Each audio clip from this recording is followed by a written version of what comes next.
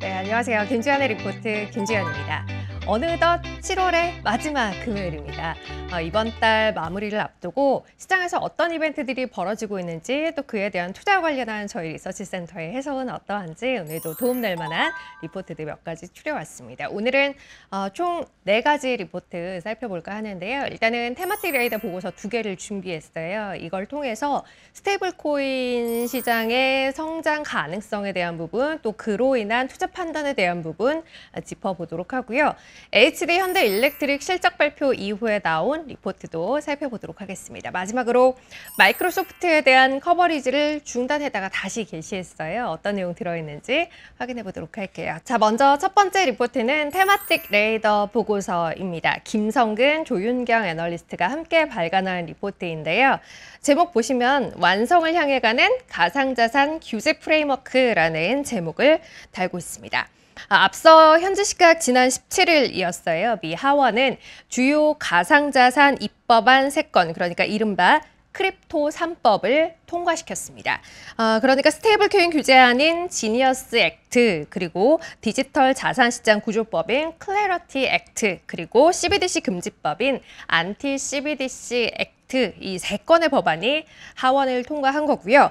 이 중 스테이블 코인 규제안인 지니어스 액트는 지난 6월에 이미 상원을 통과했던 바 있기 때문에 하원 통과 직후에 트럼프 대통령의 서명을 거쳐서 발효가 시작됐습니다. 지금 소개드리고 있는 보고서는 말씀드린 크립토 3법의 하원 통과가 이루어지기 직전에 작성된 보고서이기는 합니다만, 이 법안들이 하원을 통과했을 경우에, 그리고 최종 통과했을 경우에 투자 관점에서 어떤 부분들을 봐야 할지, 수혜를 보는 것들은 어떤 것들인지에 대한 이야기를 담고 있어서 오늘 살펴볼까 하는데요. 보고서는 앞서 언급했던 지니어스 액트, 그리고 클래러티 액트, 또 CBDC 금지법, 이 각각의 법안이 시행됨에 따른 수혜 분야에 대해서 언급을 하고 있습니다. 먼저 스테이블 코인에 대한 규제의 틀인 지니어스 액트. 지니어스 액트의 통과는 향후 스테이블 코인 생태계의 폭발적인 성장 그 출발점, 계기가 될 수 있을 거다라고 이야기를 하고 있는데요. 때문에 서클 같은 스테이블 코인 발행사, 그리고 BNY 멜론 같은 커스터디, 즉 수탁사, 그리고 페이팔 같은 결제 네트워크의 수혜가 전체적으로 봤을 때 예상된다라고 이야기하고 있습니다. 또 디지털 자산 산업 전반에 걸친 규제의 정확성, 명확성을 확보할 수 있게 되는 클래러티 액트 같은 경우의 통과는 법적 지위가 모호했던 암호화폐 거래소 플랫폼, 그러니까 저희 알고 있는 코인베이스나 로빈후드 같은 기업의 긍정적일 거라고 봤고요. 이외에도 채굴 산업, 전통 금융기관, 또 ETF 발행사, 그러니까 피델리티나 블랙록 같은 기업들에게도 긍정적이다라고 설명하고 있습니다. 마지막으로 CBDC 금지법, CBDC 생성을 금지하는 법안인데요. 이 법안의 통과는 민간 주도 가상자산 시장의 형성을 촉구하게 될 걸로 기대되고요. 때문에 역시 산업 전반을 확장시키는 데 있어서 긍정적인 효과를 줄 것이다라고 이야기하고 있어요. 산업 전반의 성장성을 전체적으로 확보한다라는 측면에서 관련 ETF인 아크F ETF도 괜찮아 보인다라는 설명을 덧붙이고 있습니다. 다만 이 같은 가상자산 생태계의 전반적인 확장을 이렇게 전방위적으로 지원하고 있는 환경이 모두에게 긍정적인 건 아니죠. 관련한 내용을 담고 있는 게 두 번째 소개드릴 테마틱 레이더 보고서인데요. 역시 김성근, 조윤경 애널리스트가 함께 발간한 보고서예요. 예금을 위협하는 스테이블 코인이라는 이야기를 하고 있습니다. 스테이블 코인 활성화는 은행들에게 걱정 요인일 수 있다라는 내용을 담고 있어요.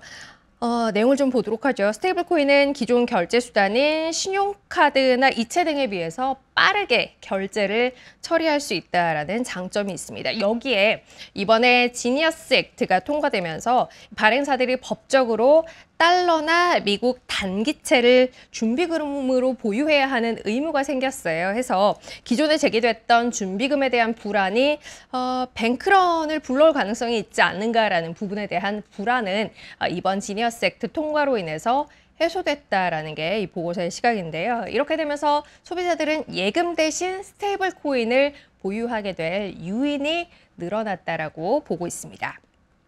은행은 예금이 줄어들게 되면 상대적으로 이 예금 공백을 메꾸기 위해서 아무래도 비싼 장기 부채 또 레포 등에 의존해야 하는데 때문에 예금 축소는 은행들에 있어서 자금 조달 비용이 올라가는 현상을 초래하게 됩니다. 현재 미국 내 전체 예금의 규모는 18조 달러 수준이라고 해요. 앞서 미국 재무부에서는 스테이블 코인 시장의 성장 속도에 따라 상업은행들이 보유한 예금 약 6.6조 달러가량이 잠정적으로 유출될 수 있다는 경고를 내놓기도 했습니다.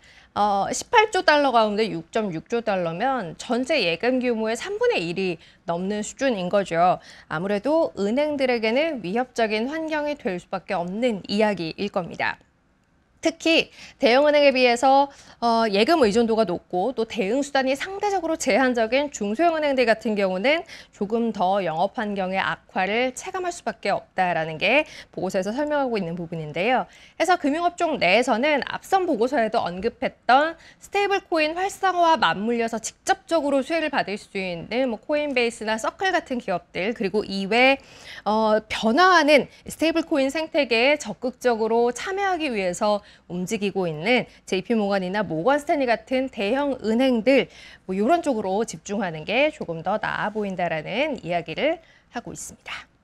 자, 다음은 기업 리포트예요. HD 현대일렉트릭에 대해서 조현주 애널리스트가 발간한 리포트인데요. 알고 보면 호실적이라는 제목을 달고 있어요. 이 얘기는 그냥 봤을 때는 호실적이 아니라는 이야기인 것 같은데 내용을 좀 보도록 할게요. HD 현대일렉트릭의 2분기 실적 제목에서도 유추하실 수 있듯이 시장 기대를 하회했습니다. 매출액도 그렇고 영업이익도 그렇고 모두 다 시장 기대보다 덜 나왔어요.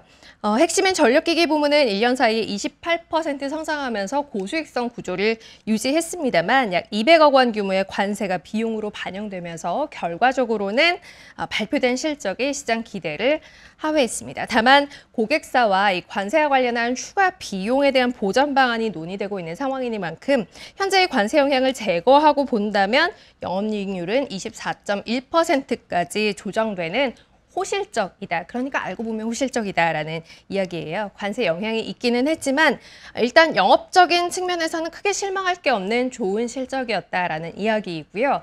여기에 더해서 이제 HD 현대일렉트릭과 관련해 우리가 봐야 할 부분들에 대해서 이야기를 하고 있습니다. 이 수주잔고 내에서 절대적인 비중을 차지하고 있는 게 바로 미국 쪽 수주인데요. 미국 수주 같은 경우는 고마진 대형 변압기에 대한 수주가 늘어나고 있어서 일단 내용이 좋다라는 부분 먼저 첫 번째로 강조를 하고 있고요. 현지화 비중 확대 정책으로 중동 시장의 매력도가 좀 낮아지고 있는 건 다소 아쉬운 부분이기는 합니다. 다만 그를 대체할 유럽 시장의 매력도가 높아지고 있다는 건 또 한편 볼만한 부분이다라고 이야기를 하고 있어요. 유럽 시장 같은 경우는 수주의 성장의 폭이 꽤 크다는 게 일단은 첫 번째 포인트이고요. 고부가 제품의 비중이 높다고 해요. 여기에 단가 역시도 중동 수준으로 높게 형성이 되고 있기 때문에 유럽 시장이 커지는 건 HD 현대일렉트릭에 있어서 외형 성장 그리고 이익의 성장 모두 다 가져갈 수 있는 좋은 의미가 있다라는 이야기인 겁니다.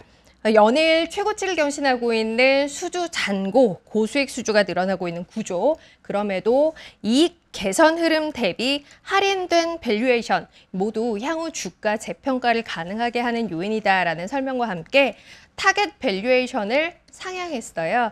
이를 반영해서 목표가 역시 기존 45만 원에서 58만 원으로 29% 높였습니다. 투자 의견은 매수를 유지했습니다.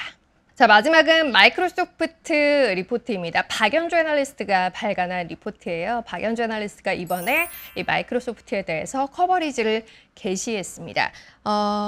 어떤 이야기 담겨 있는지 볼게요. 일 잘하는 AI 에이전트의 가치라는 제목을 달고 있는데요. 단순 챗봇 역할에 그쳤던 AI가 이제는 추론 능력과 도구 사용, 또 협업 능력이 빠르게 발전하면서 복잡한 작업을 수행할 수 있는 에이전트로 발전해 나가고 있습니다. 기업에서 특정 작업을 수행하는 전용 에이전트는 생산성을 높이고 비용을 떨어뜨리는 효과가 뚜렷하기 때문에 채택률이 빠르게 높아질 걸로 예상을 하고 있고요. 실제 마이크로소프트 같은 경우에도 AI 도입을 통해서 고객센터 운영에서만 5억 달러 이상의 비용을 절감했다라는 이야기를 하기도 했는데요. 박현주 애널리스트는 이 마이크로소프트야말로 AI 에이전트를 수익화하는 데 있어서 가장 잠재력이 높은 회사 가운데 하나다라고 보고 있습니다. 우선 4억 명 이상의 기업 사용자들을 이미 확보하고 있다는 게 마이크로소프트가 갖고 있는 큰 강점이라고 이야기를 하는데요. 이들에게 AI 서비스를 쉽게 배포할 수 있다라는 부분에 있어서 포인트가 있다는 설명이고요. 또 챗GPT가 나오기도 전에 오픈 AI에 투자를 하기도 했죠. 그런 만큼 마이크로소프트 경영진의 선구안과 빠른 대응력 역시도 마이크로소프트가 갖고 있는 경쟁력 가운데 하나다라고 이야기를 하고 있습니다. 또 올해 개발자 회의 빌드에서 시연한 코파일럿 스튜디오를 통해서 완성도 높은 AI 에이전트를 빠르게 상용하고 있음을 확인시켜 준 것도 여기에 더해서 긍정적으로 볼 수 있을 만한 부분이고요. 물론 앞서 언급했던 이 오픈 AI와의 계약 관련 불확실성이 일부 존재하고요. 투자 확대와 관련해서 비용 증가에 대한 부담은 리스크 요인으로 볼 수 있는 부분이기도 합니다. 다만 향후 2, 3년간 마이크로소프트의 소프트웨어의 AI 에이전트 기능이 통합되면서 이 마이크로소프트의 실적 성장이 가속화될 걸로 예상을 하고 있고요. 그러니까 기업용 AI 에이전트의 수익화 잠재력이 높다는 것, 일단은 가장 크게 마이크로소프트에 대해서 볼만한 부분이라는 거고요. 여기에 AI 시대 클라우드 부문의 구조적이고 장기적인 성장 역시도 가시성이 굉장히 높다는 점 함께 덧붙여서 이야기하고 있습니다. 감안해서 목표가 산정에 활용하는 실적의 기준점을 회계연도 27년으로 잡고 있고요. 목표 PER은 과거 5년 평균인 34배를 적용했습니다. 해서 메타와 함께 빅테크 내 가장 강력한 주가의 흐름을 보여줄 수 있을 만한 기업이다라는 설명과 함께 투자 의견 매수 그리고 목표 주가 663달러로 커버리지 게시했습니다. 자, 이렇게 해서 이번 주 준비한 리포트는 쭉 한번 다 살펴봤습니다. 우리가 살아가는 데 있어서도 그렇고 투자의 관점에서도 그렇고 꽤 의미 있는 변화들이 많이 보여지고 있는 최근이에요. 이에 대해서 어떤 시각을 갖고 시장에 대응해야 할지에 대한 이야기 다음 시간에도 이 시간 통해서 짚어보도록 하겠습니다. 일주일도 잘 보내시고요. 저희는 8월 첫 번째 금요일에 다시 만날게요.